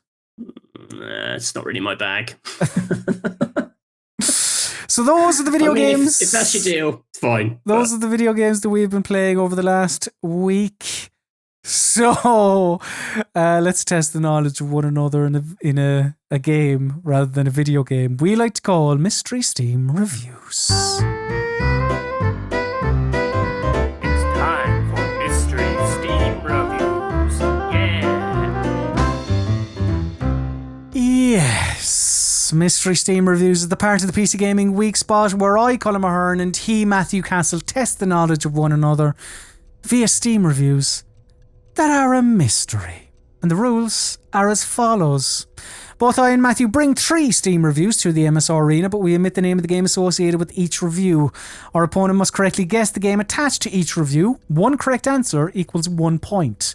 While both of us have 90 seconds on each MSR, we both also have help in the form of 3 lifelines. These lifelines can be used at any stage during battle, and they also pause the 90-second timer. However, each lifeline can only be used once, and once only, and they are as follows. Publisher, where the hot seat haver learns the publisher of the game. Second opinion, where a second review is given to the fiery chair sitter. And genre, where the genre of the game is revealed to the one with the warm arse. This week, aptly, as everyone in games media is a little bit tired with all of this E3 chat, we are doing video games that were announced at E3. There's somewhere in E3 history. Bit vague, this one, I thought. A toughie, certainly a toughie. Well, it's not toughy. It's just, it could be any game, really. Oh, well, I mean, it can still only be games that were announced at E3. But do you remember the games that were announced at E3? Every single one. But that's in my head. I think this feels like all games to me. I mean, that's fair. But hey. The people, the viewers picked it. The people have spoken. The public gets what the public wants. So yeah, let's see. I don't know. We'll see how we get on. I predict disaster. Matthew, here is your first Mystery Steam review. This game has taught me that the number one way to survive a shark attack is to eat several bananas while they're biting you. That's from Hexagon. It is recommended 19.8 hours on record, 4.7 hours at review time. Matthew, your time starts now. Yikes. This game is sharp. Well, that makes me think Maneater, which, like all games, was probably revealed at E3. So I think it fits. Bananas while they're biting you. Oh. Wait, to eat bananas while the shark's biting you, or to eat bananas that are biting you? This game has taught me that... A banana that bites you? Is the way to survive a shark attack is to eat several bananas. While they're there is the shark, not the banana. The sentence... The game has taught me that the number one way to survive a shark attack is to eat several bananas while they're biting you. While the shark is biting you, not to eat the bananas while they're biting you. We're not talking about anthropomorphic bananas here. I don't know, this review... Presumably, yes, you would presume that that's the shark they're talking about. Well, Maneater, you don't survive a shark attack. You are the shark. Sharks and bananas, it's got to be Sea of Thieves. That's the only game with those 2 elements. Unless there's some other daft game where it's got an anthropomorphic banana that can also bite you. I don't really understand the review. I'm going to say Sea of Thieves. Is that your final answer? That's my final answer.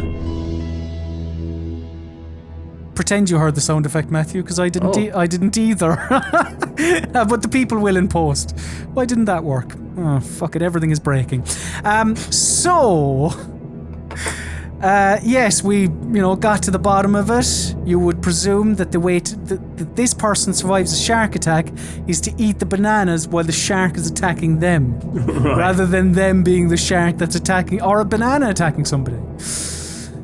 But you've ended up on a video game you have identified as having both bananas and sharks, and that is Sea of Thieves.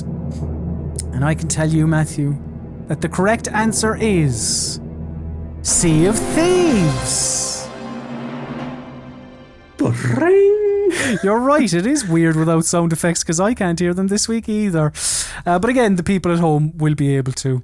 Do you remember all the meme with the Sea of Thieves where you don't peel the banana to eat it, you just eat it whole? Right. Yeah, no, just the review threw me because it sounded like it was the banana that was biting you. Okay, fair. Eat that banana while it bites you. Eat the banana. Oh, shot. So Matthew, could I have my first Mystery Steam review, please? At first, it's slightly confusing to drive on the wrong lane. Of course, you can drive however you like, but still, coming from games like Euro Truck Sim, it's a bit confusing, especially the roundabouts. Not in a bad way, though. The map is huge and very diverse, says Cosmozukis. Recommends it with 46.8 hours on record. Time starts now. So that would, you would presume it is then set. Oh no, you drive on the other side of the road coming from games like Euro Truck Sim. Yeah, no, the only people that drive on the left are Ireland, the UK, and I think Australia, isn't it? So Euro Truck Sim, I'm guessing is... I have no fucking clue what this is. But like Euro Truck Sim, I'd imagine is set in continental Europe where they would drive on the right. So a game, Forza Horizon 4 is the only thing I can think of. Was that... Oh, I need to update your score, Matthew. Matthew 1. Give me that score. Forza Horizon 4 is the only video game I can think of that is set... Why Euro Truck Sim? Truck Sim has nothing to do with... I don't know. I mean, I could use lifelines. I feel like maybe that's a waste. Surely Forza Horizon 4 was announced at an E3, you would imagine. So, yeah, let's just go for Forza Horizon 4. Is that your full answer? Matthew, that is my final answer. Do. So, you believe this is a game set in the UK or Ireland or Australia, based on which side of the road you drive on. We're a little bit confused by the Euro Truck Sim reference. Is this related? Is this also a simulator? I know that simulators are a weak spot for you, not the weak spot that you're watching. The correct answer is Forza Horizon 4. Yeah, get in.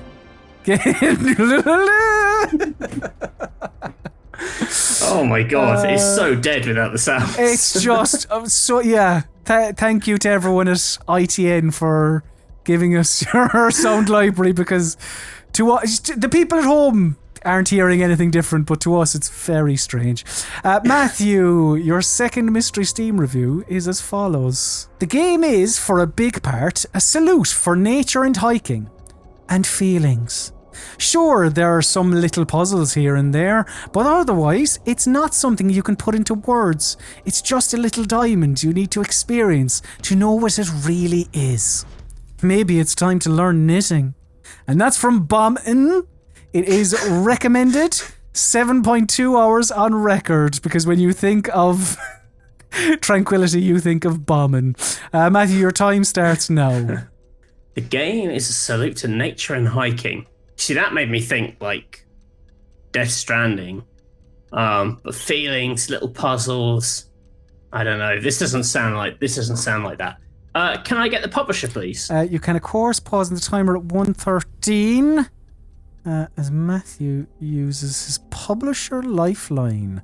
So the publisher of this here video game is Electronic Arts. Electronic arts. Matthew, 1:13, your time starts now. Yeah. Yeah, that's not what I was expecting you to say. I thought this was going to be like a short hike or something. Nature and hiking, and I could be on Ravel. That famously had the very emotional reveal where the guy brought out his little puppet and then wept. Because he couldn't deal with how cute it was or whatever, or he was nervous. Is that a hiking game? Sort of hiking. You're going across a garden. It's got puzzles. They've also got that one with the animals, which I couldn't stand. Fee or Fae or something, but I don't think it's that. Wouldn't describe that as hiking. Other EA games where you hike. It's not Titanfall. That isn't relaxing. Other games where you just hike about.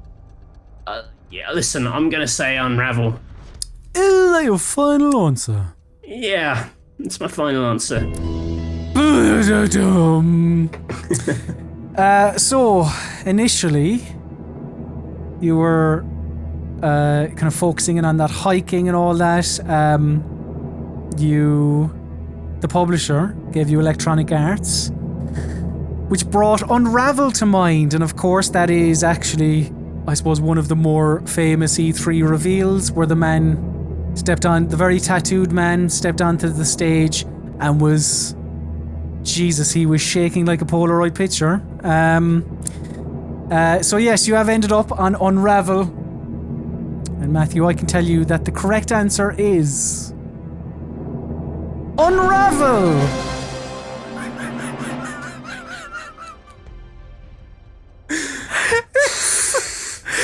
It's so weird without the sound effects. You say it and I'm like... Imagine if that's what happened on TV when they won $1 million. Silence. Nothing. Not applause, nothing, no glitter. Chris Tartt's like, so, go home, you've won. Thank you. Bye. I wonder, should I give it to the people at home like this? I'll give them the sound effects, but it's maybe the raw and cut version for anyone who wants it. Matthew, could I have my second Mystery Steam review, please? Outstanding story, character development, and locations. Regardless of what Disney and George say, I consider this work of art canon, and certainly one of the most memorable video game stories to date, says Woe Be Unto You. Which is weird, which is recommended. 96.8 hours on records. Time starts now. Alright, well, this makes you think surely George Lucas and Disney. This has to be a Star Wars game. Now, my knowledge of Star Wars games, or what ones were revealed at E3, because basically when they did the episode 7, they said like all the other games, forget about them, not included.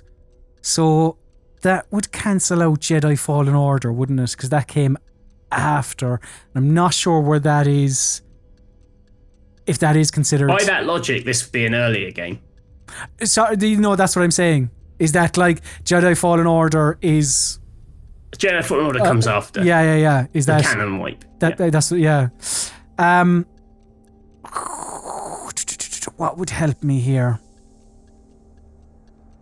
With a second opinion, I mean, it could be KOTOR, it could be the Old Republic, it could be any of them. Pausing the timer 23. Matthew, could I have my second opinion, please? One of the best games ever, almost 20 years ago and still holds up today. Games like these make you feel like you're living in part of the universe and it's living through your own Star Wars movie. Deep characters, tons of growth, and an amazing ride all the way through. Timer restarts now. Well, it has to be KOTOR then.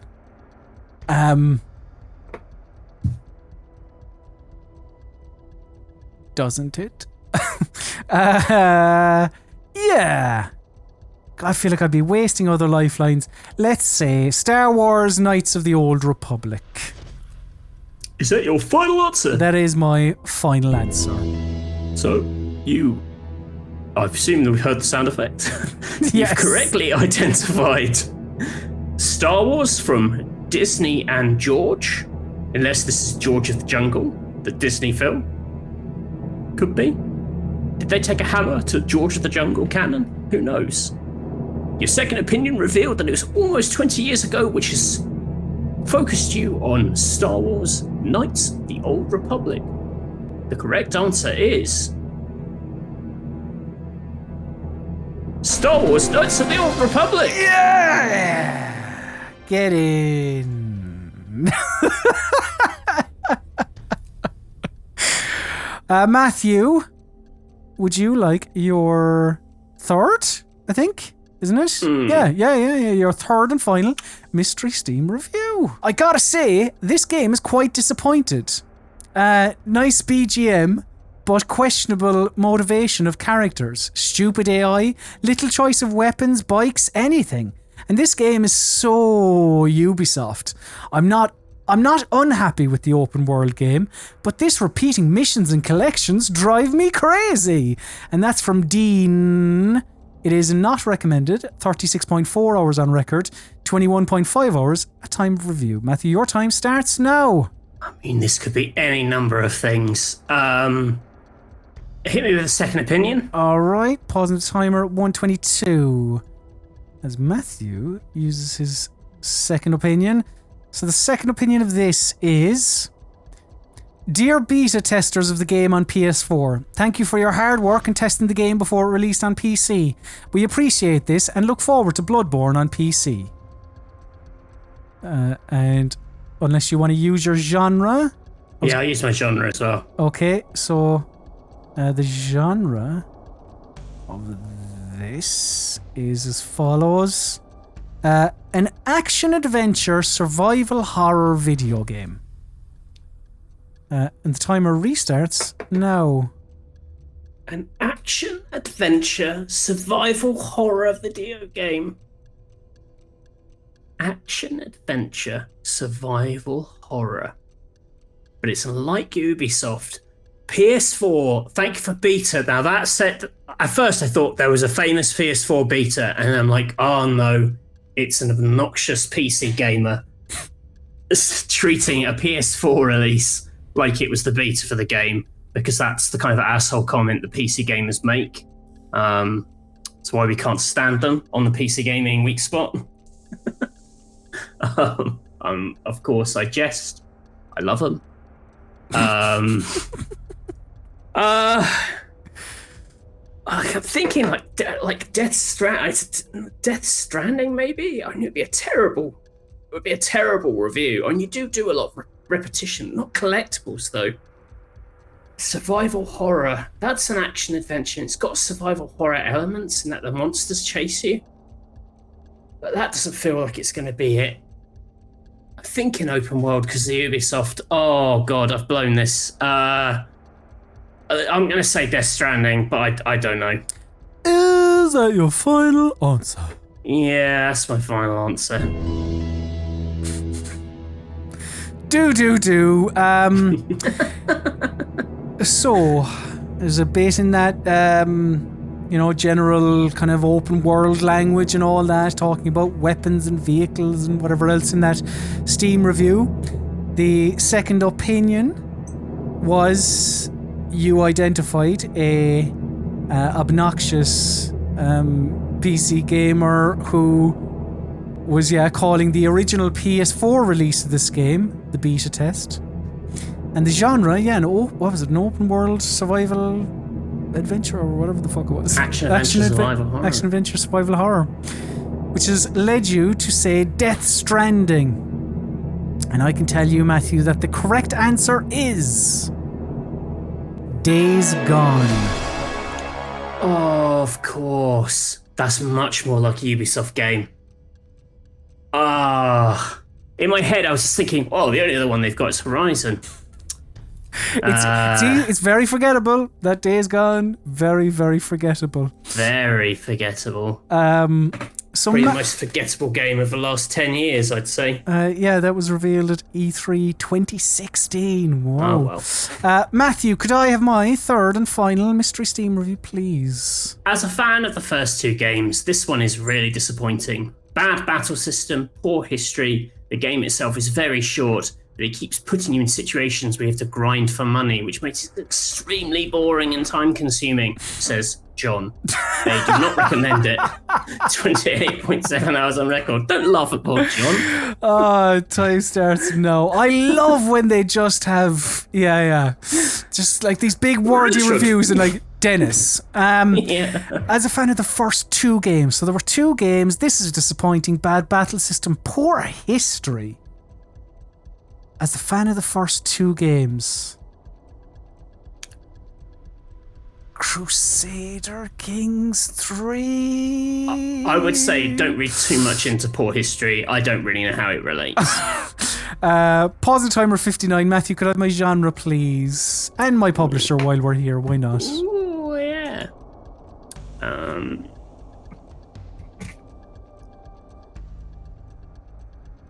Your genre, unhelpfully, is action-adventure game. Yeah.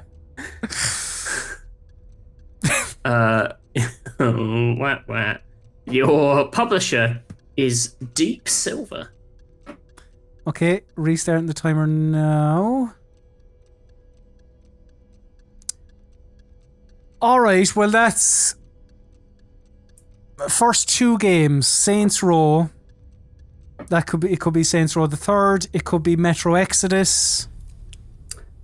Deep Silver did not publish the original two games. Of this game. Of this game, yeah. Well, I know they didn't do Saints Row. Did they? No, they didn't. Metro, I can't fucking remember. I have it in my head that Saints Row the Third was revealed at an E3.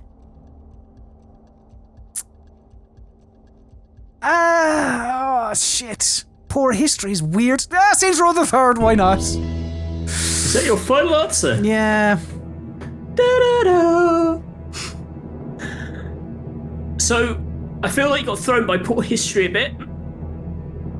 I mean, you did say to Basically- ignore it, to be fair. Yeah, I did say to ignore it. You got Deep Silver. You got hooked on Deep Silver trilogies. This is the third part of a trilogy, or a series of games. It's got a bad battle system, a lot of repetition, as it pads its story out with boring, everyday jobs. I just thought they wouldn't have published Saints Row the Third unless you took this from the remastered. I think this is I don't know, carry on, sorry. It was a big E3 announcement. It got the crowd very excited as a legendary game returned. It is Shenmue 3.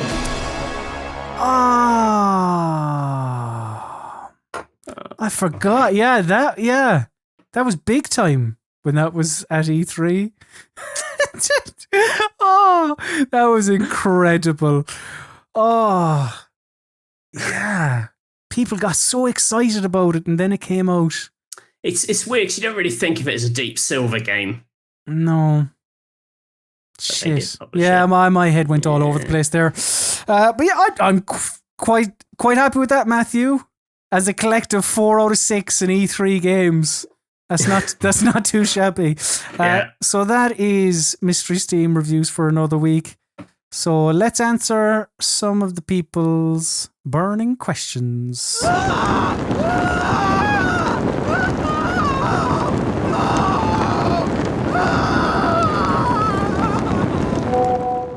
Yes, the burning questions is the part of the PC Gaming Weekspot where indeed we turn to you, lovely.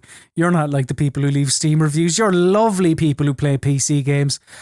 You can email us at any stage throughout the week, weekspot@rockpapershotgun.com, and then we may read out your correspondence on the show. Matthew, we start off, surprisingly enough, with David. No, it's with Mog. Mog, thank you very much.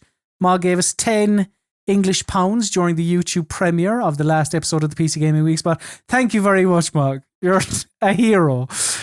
Mog said, which films would you like to see adapted to video games and what genre would they be? Great work as always, chaps. Mog. Thank you, Mog. Anything come to mind straight away, Matthew? Because for me, it's a type of film that stands out is like Dread or The Raid, which is basically, Dread. Yeah, Dread is basically The Raid, because it's the premise and everything about it just feels so video gamey. But yeah, typically it's just guns and violence. Right. For a change. So yeah. I don't think I've said this before. I've definitely tweeted about it. Like, my dream genre / film mashup would be Mission Impossible or Ocean's 11. Basically, a team of people pulling off a heist or a complicated robbery done in the style of like Desperados 3. Like a real-time tactics game, top-down, controlling multiple people with abilities. I would love me to make like a Mission Impossible game where you're having to coordinate people and trigger stuff at the same time to pull that off. That would be so fucking rad. That would be cool. Or yeah, even as you say, like the Ocean's 11 comparison as well. Something like that. You know, like cool. That kind of vibe. So thank you very much, Mog. Doug Diamond gave us a $5 super chat last week as well, and it's very hard to describe it, so I wrote it down. I just said it was one of those stickers with a fat turquoisey fella with a headband jogging on the spot, and there was text on the screen that said keep it up. So thank you very much, Doug. Cheers. Really appreciate that. So yeah, thank you, Doug. Stephen got in touch. Turquoisey fella. Stephen got in touch. Stephen said, hi fellas, love the podcast, listen every Wednesday on my coffee breaks. Recently, Matthew described a game as, quote, something you play with a podcast on in the background. I can't remember the game. I'm an avid podcast listener, including your own, and my burning question is, what games would you recommend to play while listening to a podcast? Or alternatively, is there a game you play while listening to podcasts? For example, I often play House Flipper or Valheim a lot while listening to podcasts. So I was interested in your suggestion of other good games to play while listening. Love the show. Been listening since episode 1. Keep up the good work. Thank you very much, Stephen. From Stephen in Hull. Brackets, the home of William Wilberforce, the leading figure in abolishing slavery, and also where LCD screens were invented. Both important. Very. Arguably both more important than Weetabix. Indeed. Yes, let's start a war between Hull and, I can't remember where Weetabix was invented. But yeah, more local facts, more love them. I'll eat them up. Podcast games, Matthew. Is there do you have a podcast game? Yeah, I mainly like the games I can listen to podcasts while playing are like map clearing games. So like Ubisoft games, where, you know, like Assassin's Creed, where you're just hoovering up all the junk once the story's done. Mainly open world games like Sunset Overdrive. That was like I remember listening to like the whole of Serial. That poor girl. while collecting like trainers. Not a great juxtaposition.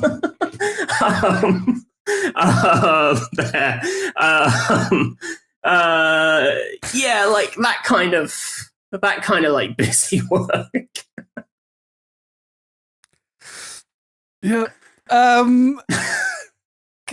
Yeah, I mean, recently, Biomutant. Exactly. Mine is the exact same thing. Is open world games where you're done with the story and you're just, or the story is shite or whatever, and you like the mechanics. Those types of games are great. And the most recent one I was playing was Biomutant, because after a while I was just like, this story is putrid. So I was just like, I'm gonna listen to podcasts instead of listening to the characters ukulele or Banjo-Kazooie at me. But thank you very much, Stephen. Thank you very much for that. Sean got in touch. Sean said, "Hey fellas, here's a quick question for you. Who would you rather get a big hug from? A, Tim Schafer, B, Gabe Newell? Thanks, guys. I love the show. Keep up the good work, Sean." Thank you, Sean. Either Matthew, Tim, or Tim Gabe? Schafer, I think. I think Just so, because when I'm hugging him, I can whisper in his ear, "I really liked Grim Fandango," and it would be nice. I'm going to say Tim Schafer as well because I'm not. Well, I don't know. I was going to say I don't know. Gabe Newell has that like weird knife collection, which I always think is a slight sinister edge to him. Just a hug is a good opportunity to plunge a knife in your back. Indeed.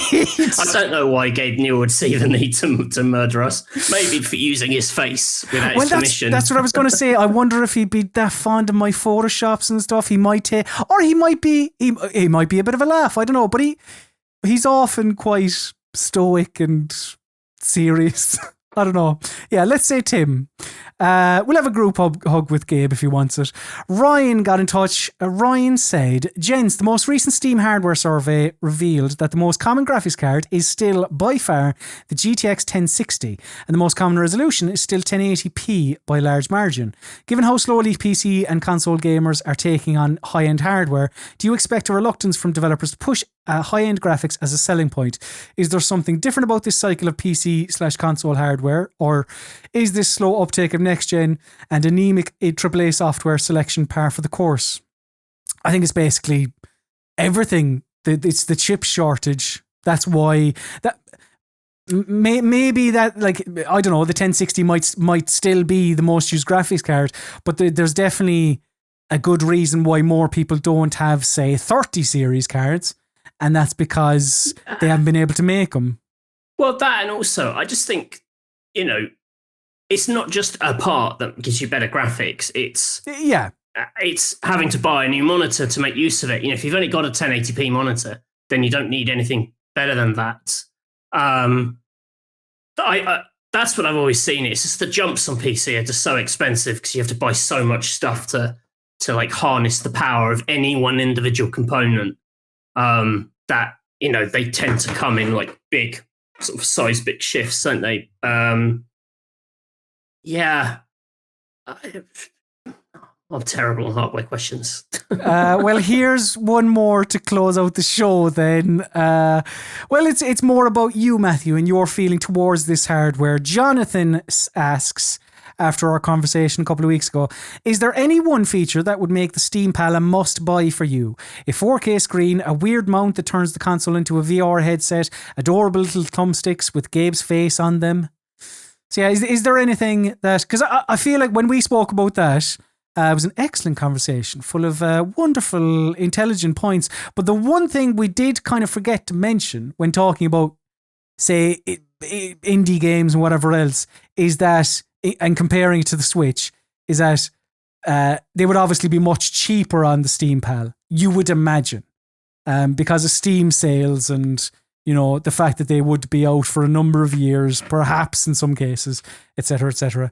But yeah, is there anything that the Steam Pal can provide you that would make you go, yeah, let's fork out however much? Well, it would have to be very light. That's important. And free. Amazing battery charge on it. I wouldn't want to have to have it plugged in. It bugs me how much I have to charge my Switch, for example. Right. So some kind of easy solution to that. Very boring. 4K screen, I don't really care about. Like, at that kind of size or whatever, what I actually need from it is not that complicated. Yeah. Good thumbsticks. I'm not interested in the old the trackpad whatever things. I don't. Nice trigger, just good buttons. Yeah, nice buttons. Yeah, a decent factor form. Honestly, I'm not entirely sure, and I suppose a reasonable price would be a big one for me. But then.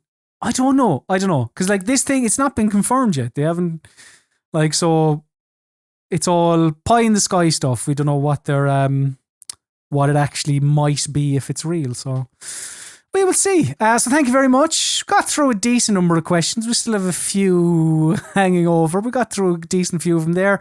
If you would like to send in your burning questions, please do. Email us, weekspot@rockpapershotgun.com. So, that just about does it for this week's... What's that bit of fluff?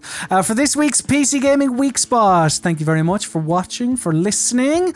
A lot of E3 chat, which is all good. If you want a little bit more or other ways to get in touch or whatever, there are ways. You can follow us on social media. I am at Colm_Ahern. Matthew is at Mr. Basil_Pesto. You can talk to some like-minded people on Discord, discord.gg/rockpapershotgun. Or if you want the video version, head over to YouTube, youtube.com/rockpapershot. But if you want the audio version, subscribe to the PC Gaming Weekspot podcast via all of your podcatching apps, every single one of them, download it on all of them. But for all of your PC gaming needs, keep it on rockpapershotgun.com. E3 done, Matthew, maybe, unless we get a half an hour of Elden Ring during that Bandai Namco presentation, but probably not. So yeah, we will see. Back to playing video games instead of looking forward to them. Might be a little bit of Capcom this afternoon. Maybe. Yeah, maybe, yeah. So, now it is time for my least favourite part of the show. This is the part of the show where we must bid the listener, the viewer, adieu. So say goodbye, Matthew Castle. Goodbye. And say goodbye, Colm Ahern, Sloan. Go phone.